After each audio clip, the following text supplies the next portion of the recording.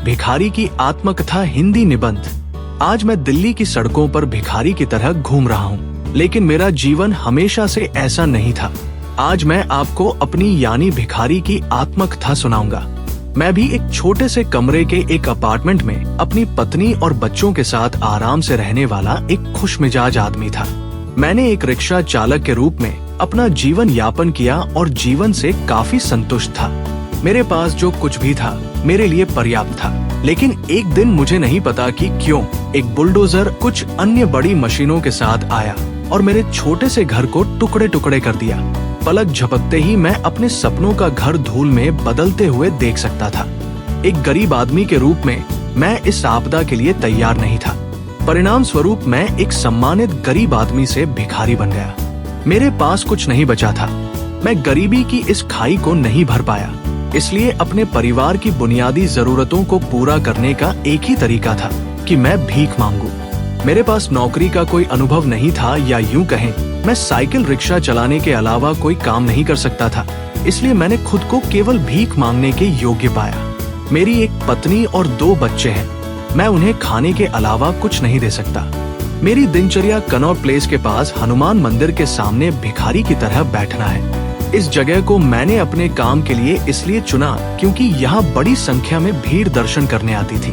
मैं रोज यहाँ करीब 10 घंटे बैठता था और फिर अपनी पत्नी और बच्चों के साथ सड़क के किनारे आराम करने जाता था।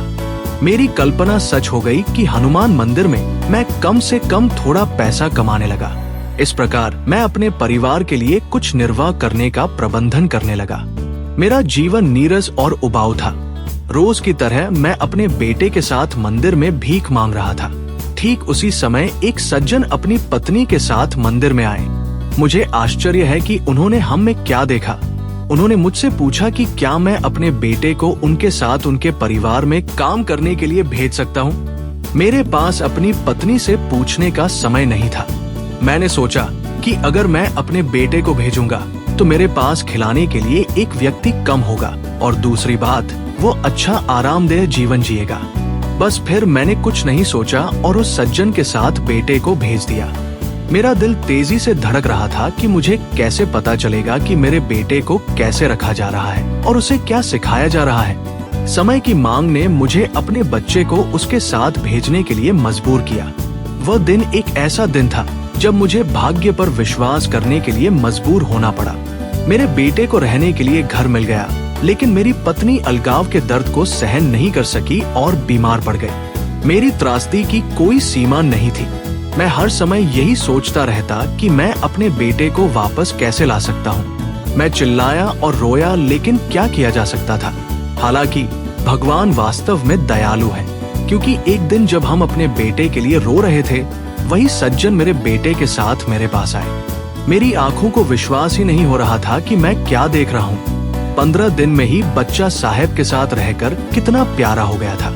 जब हम अपने बच्चे से मिले तो उसे देखकर मेरी बीमार पत्नी जादू से ठीक हो गई। इस बार साहब ने मुझसे मेरी बेटी को अपने साथ ले जाने के लिए कहा। हालांकि मैं उससे अलग नहीं होना चाहता था, लेकिन उसका भविष्य देखते हुए मैंने उसे भी साहब को दे दिया। इस बार मैंने अपनी बुद्धि का इस्तेमाल किया और साहब का पता पूछा, ताकि जब भी मैं अपने बच्चों से मिलना चाहूँ तो मिल सकूं। तो मेरे बच्चे अब ठीक हैं, लेकिन मैं और मेरी पत्नी अभी भी भीख मांगते हैं और भरण पोषण करते हैं।